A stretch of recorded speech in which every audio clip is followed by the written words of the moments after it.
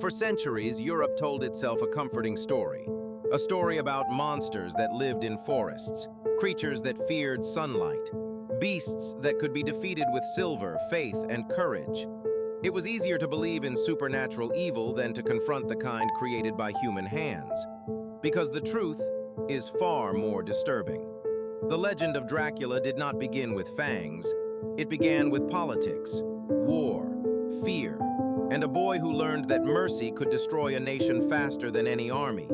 His name was Vlad, and long before the world called him Dracula, it called him something else, the Impaler. But to understand the man he became, we must begin before the stakes, before the war, before the empire turned its eyes toward his homeland.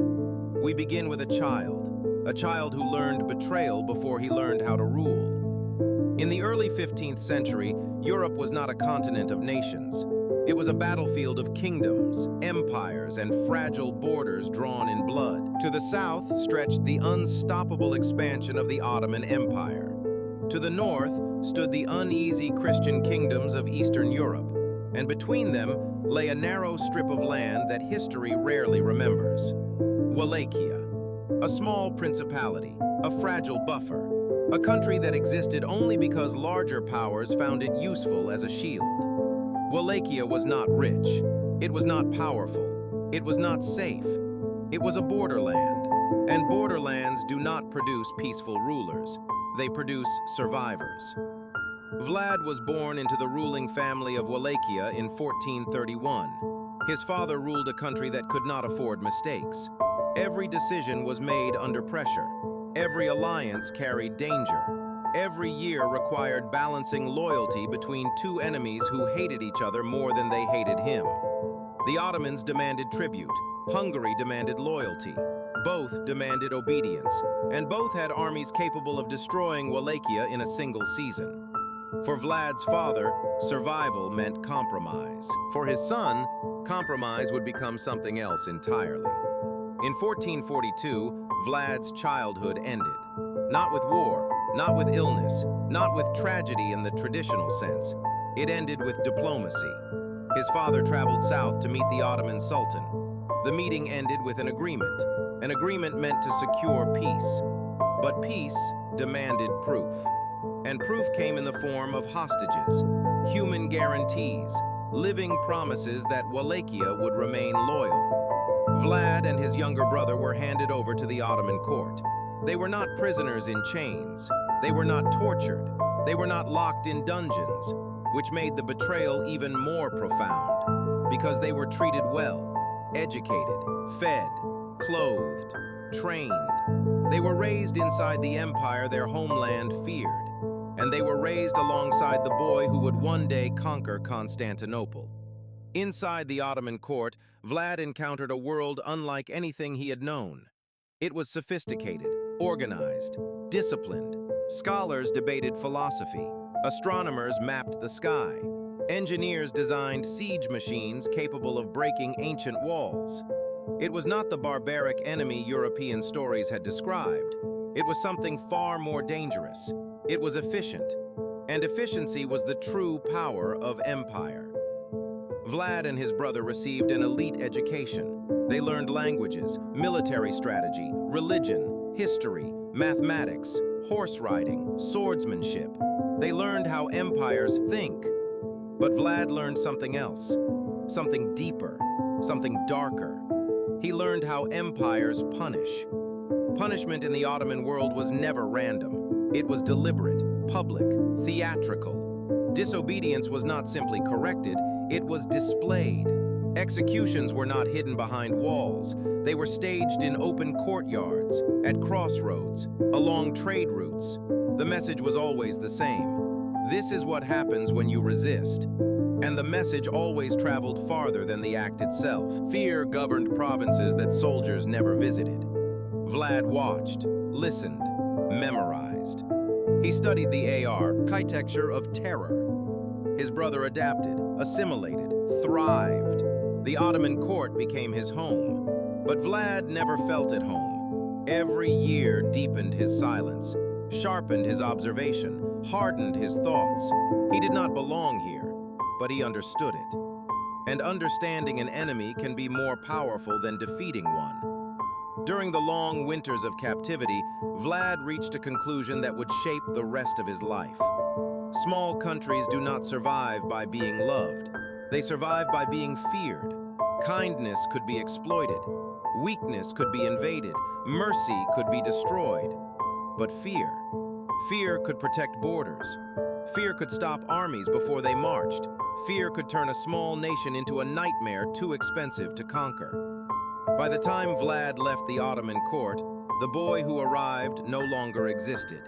In his place stood a man carrying a single belief: Wallachia would become terrifying, or it would cease to exist. And when he finally returned home, he discovered that his homeland had already begun collapsing. Corruption had spread through the nobility. Rival families competed for power. Assassinations were common. Loyalty shifted like wind. His father was dead. His brother was dead.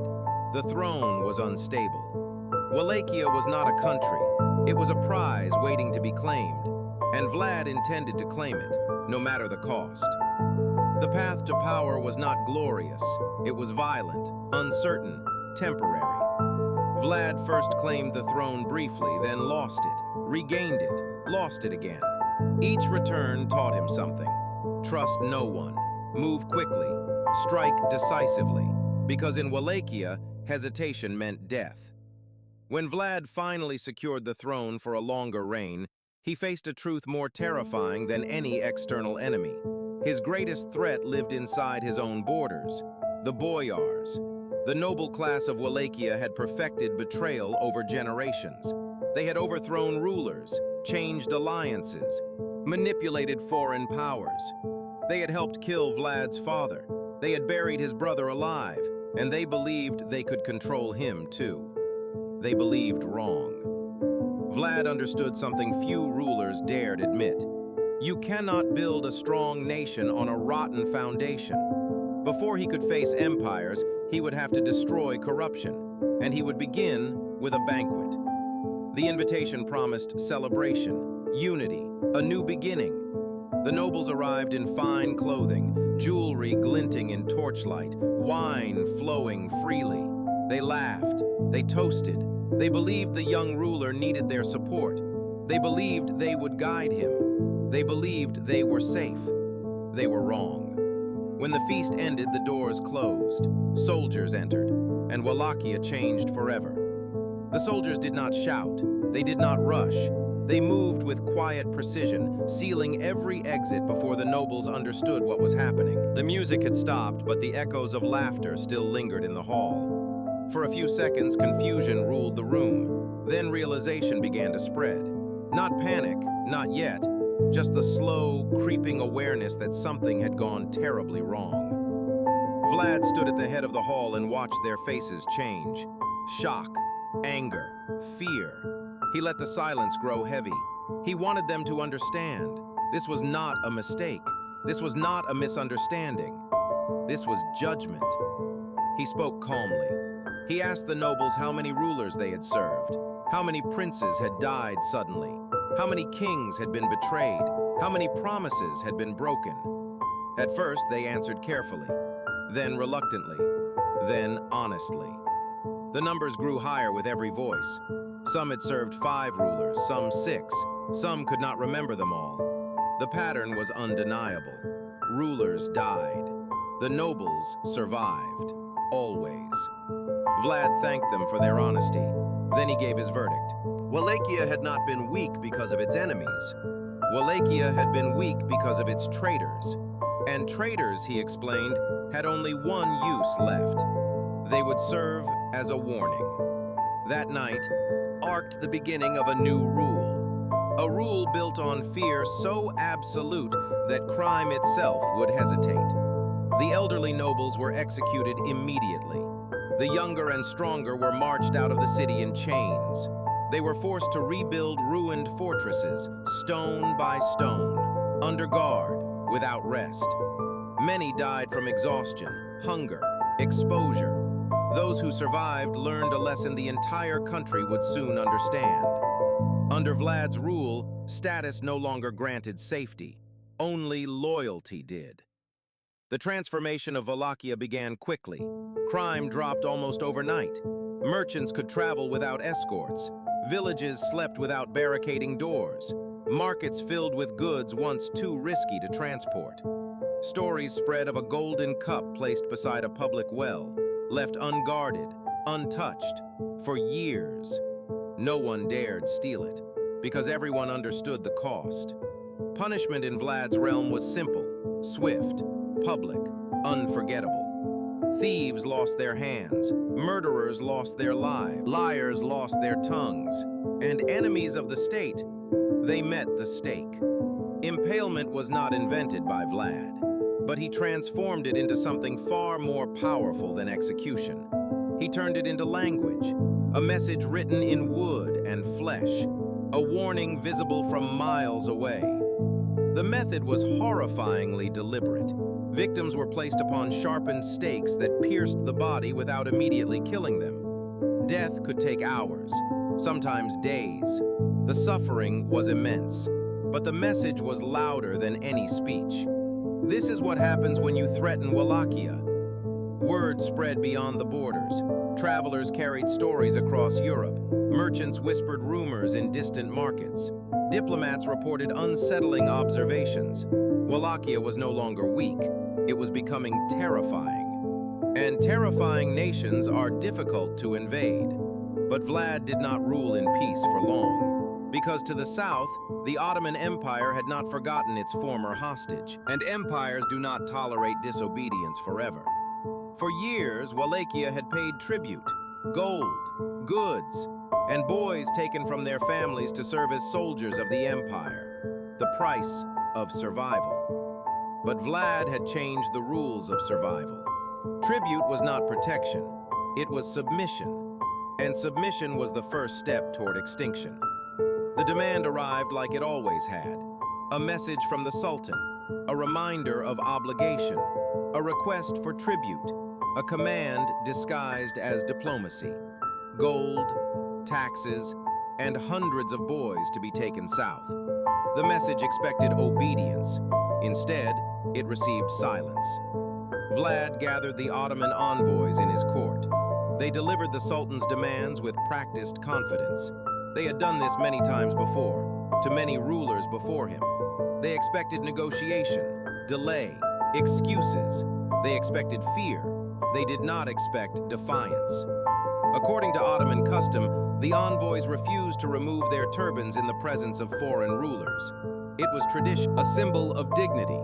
They explained this calmly when asked. They meant no insult. They simply followed their customs. Vlad listened carefully, nodded slowly, and then gave an order that would echo across history. If they were so devoted to their turbans, he declared, then they should never be separated from them. His soldiers stepped forward. Nails were driven through cloth into skull. The envoys left his court wearing their turbans forever. War was no longer avoidable, and Vlad knew exactly what would come next. An empire does not ignore humiliation. An empire answers it, with armies. The invasion began as expected. Columns of soldiers marching north, banners stretching across the horizon, supply lines moving like rivers of steel and leather. The scale was overwhelming. Wallachia could not defeat such a force in open battle. Vlad never intended to. Instead, he prepared the land itself for war. Villages were emptied, crops were burned, wells were poisoned, fields turned into ash, roads into traps, forests into hiding places. If the Ottomans wanted Wallachia, they would inherit a wasteland. It was a brutal strategy, cruel to his enemies, cruel to his own people. But Vlad believed survival demanded sacrifice. Better a scorched homeland than a conquered one. Better hardship than slavery. Better fear than extinction. Night became his greatest ally. Small groups of soldiers struck in darkness. Supply wagons burned. Messengers vanished. Outposts disappeared. No battle lines, no heroic clashes, only exhaustion and confusion. The Ottoman army marched deeper into a land that seemed to reject their presence. Sleep became rare, food became scarce, fear became constant. And Vlad was only beginning. The Ottoman army had faced resistance before. They had conquered cities older than memory, stormed walls believed to be eternal, crushed kingdoms that once thought themselves invincible. But this war felt different. There were no grand battles, no decisive victories, no enemy armies waiting across open fields, only silence and signs of something watching. Scouts disappeared first. Small groups sent ahead to map roads and villages simply never returned. No bodies, no messages, no traces, just absence. At night, soldiers swore they heard movement in the forests, branches snapping, footsteps stopping when they stopped. Invisible eyes followed every march. Invisible hands struck without warning. Horses were found dead in the morning. Supply wagons burned to black skeletons of wood and iron. Water sources fouled. Food stores ruined. Every mile deeper into Wallachia felt heavier than the last. The land itself seemed hostile, unwelcoming, alive. The soldiers began to whisper a name, Vlad. They had never seen him, but they felt him everywhere. Then came the raids, fast, silent, brutal. Wallachian riders struck in the darkest hours before dawn. They attacked camps, cut down guards, set fires, and vanished before the army could form ranks. No warning horns, no banners, no mercy, only chaos, only screams in the darkness. The goal was not victory, it was exhaustion. A tired army is a frightened army. A frightened army is a weakened army. And Vlad understood weakness better than any general. Weeks passed. Marching became slower. Discipline became harder to maintain. Fear became harder to hide. The Ottoman army still outnumbered Vlad's forces many times over. But numbers mean little when sleep disappears, when food rots, when water poisons, when death feels random, when every shadow might hide an enemy. And then Vlad planned something even more dangerous, something reckless, something historians would remember as madness. He decided to attack the Sultan himself. The Ottoman camp stretched across the plains like a temporary city. Thousands of tents, fires burning through the night, guards posted in layers of security. At its center stood the Sultan's tent, the heart of the empire's invasion, the most heavily protected place in the entire army, and Vlad intended to reach it. The attack began after midnight. A small force of Wallachian cavalry rode silently through darkness. They wore Ottoman clothing, spoke Ottoman commands, moved like shadows pretending to be soldiers. Confusion became their weapon. Darkness became their shield. They slipped through the outer defenses, then the inner lines, then deeper still. Before the alarm was raised, they were already inside the camp. What followed was chaos. Tents slashed open, guards cut down before they could shout, fires spreading faster than orders could. Horses screamed, men stumbled from sleep into blades and smoke. The night exploded into confusion. Vlad rode straight toward the center, toward the Sultan's tent, toward the heart of the empire. For a moment, history balanced on a blade's edge. If he reached the Sultan, if he ended the invasion in a single strike, everything might change. But war rarely rewards boldness with perfection. In the darkness and confusion, Vlad's forces struck the wrong tent. A high-ranking general died instead of the Sultan. The target escaped. The chance vanished. The Wallachian riders fought their way out before dawn. Losses were heavy, victory incomplete. Yet the message had been delivered. No place was safe. No guard was enough. No distance was far enough. Even the Sultan could be reached. Morning revealed the devastation. Burned tents, dead soldiers, smoke rising across the camp, and something else. Something worse than destruction. Doubt. If Vlad could reach the center of the camp once, he could do it again, and fear began spreading faster than orders. The Ottoman army continued its march, but the confidence that began the invasion had disappeared. In its place grew something unfamiliar, unease. Soon, they would reach the Wallachian capital. They expected resistance, fortifications, an army waiting to defend its city. They expected a battle. Instead, they found a message carved into the earth itself. The night after Caesar died, Rome did not celebrate. It held its breath. The conspirators expected cheering crowds, grateful citizens, a reborn republic. Instead, the city felt like a battlefield waiting for the first arrow to fly. They had killed the most powerful man in the world, but they had not killed his memory, his allies, or the soldiers who worshipped him. And most of all, they had not killed fear. For hours after the assassination, the streets stayed eerily quiet. Shops closed, doors locked, curtains drawn. No crowds gathered to praise the liberators. No chants of freedom echoed through the forum. Only whispers. Rumors spread faster than wildfire. Caesar's veterans were marching on Rome. The people were sharpening knives. The conspirators would be slaughtered before sunrise. Brutus walked home through empty streets that night, the echoes of his footsteps louder than the cheers he expected but never received. He had imagined history thanking him. Instead, history was sharpening its teeth. The next morning, Rome awoke to confusion. No one knew who ruled. No one knew who commanded the legions. No one knew whether the Republic had been saved or murdered. Caesar's body still lay where it had fallen, 23 wounds, blood dried on marble. The dictator of Rome abandoned like a criminal. The Senate panicked. Without Caesar, Rome had no leader. Without leadership, Rome had chaos. Without order, Rome had war. So the senators did the only thing frightened politicians ever do. They tried to compromise. An emergency meeting was called. Brutus and Cassius entered expecting arrest or assassination. Instead, they were offered peace, amnesty for the assassins, public funeral for Caesar, no revenge, no bloodshed. It seemed impossible, a miracle. The Republic saved without civil war. But they forgot one thing.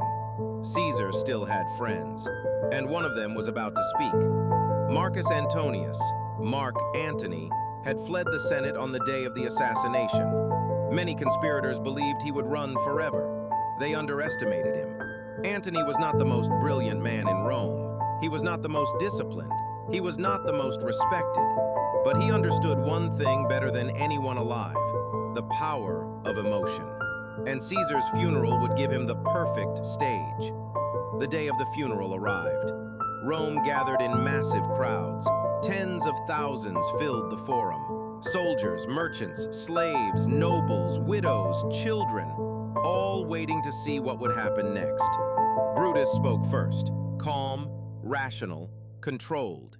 He told the people Caesar had to die for Rome to live. He spoke of liberty, of tyranny, of sacrifice, and the crowd listened. They even applauded. For a moment, it seemed the conspirators had won. Then Antony stepped forward. He did not begin with anger. He began with grief, soft voice, quiet tone, a friend mourning a friend. He called the conspirators honorable men, again and again, over and over, until the phrase stopped sounding respectful and began sounding poisonous. He reminded the crowd that Caesar had refused a crown, that Caesar had filled Rome's treasury, that Caesar had loved the people. Then he showed them the body, the wounds. He pointed to each stab wound and named the man who made it. This was the cut of Cassius. This was the strike of Casca. And here is the wound of Brutus. The crowd gasped. The betrayal became real, not a political act, a murder. Then Antony revealed the final weapon, Caesar's will. The dictator had left money to every citizen of Rome, public gardens, gifts, a final act of generosity. The man the conspirators called a tyrant had died giving gifts to the people who now stared in horror at his mutilated corpse. The crowd exploded. Grief turned to rage. Rage turned and to fury. Fury turned to violence. Within minutes, Rome became a mob. They burned the Senate House.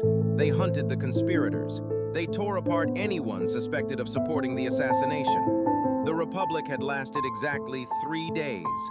Civil war had begun. Brutus and Cassius fled Rome in disguise. The men who had claimed to save the Republic now ran like fugitives through the very Republic they tried to protect. Behind them, Caesar's allies gathered power. Mark Antony seized control of Rome's armies.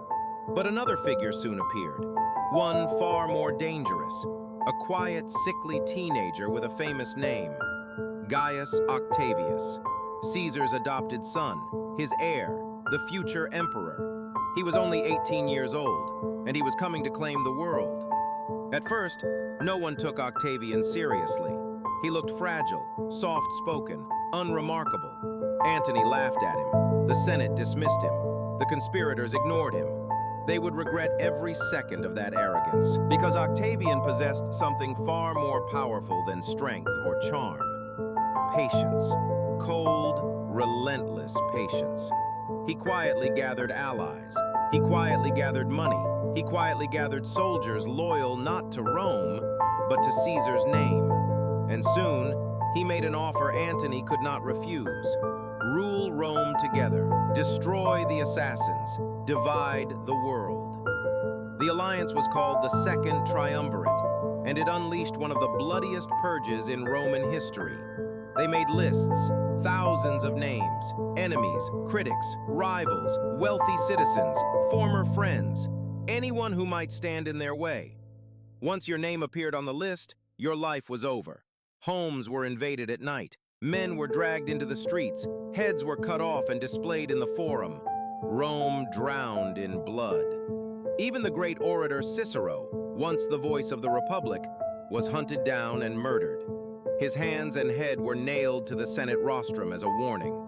The message was clear. The Republic was not returning. It was being erased. Meanwhile, Brutus and Cassius prepared for war. They gathered armies in the east. They told themselves they still fought for freedom. But deep down, they knew the truth. This was no longer about saving Rome. This was about survival. 2 years after Caesar's assassination, the final confrontation arrived. The Battle of Philippi, a battlefield soaked in destiny. The liberators against Caesar's heirs, the last hope of the Republic against the unstoppable march of empire. The fighting was brutal, confusing, chaotic. Cassius, believing the battle lost due to a mistaken report, made a fatal decision. He ordered his servant to kill him, a suicide based on a misunderstanding. Hours later, his forces actually won their part of the battle. Cassius had died for nothing. Brutus fought on, but the outcome was inevitable. His army collapsed. Surrounded and defeated, he faced the same choice as Cassius: capture, humiliation, execution, or death by his own hand. He chose death. As he fell on his sword, Brutus whispered words that echoed through history. "Caesar, now be still. I killed not thee with half so good a will." Even in death, Caesar had won. Within a few years, the Roman Republic officially died. Octavian defeated Antony. He took the title Augustus. He became Rome's first emperor. The Republic the conspirators tried to save had not survived Caesar's assassination. It had died because of it. The daggers that struck Caesar did not restore freedom. They ended it, and the men who raised them became a warning echoing through history. Sometimes, the moment you believe you are saving the world is the moment you destroy it.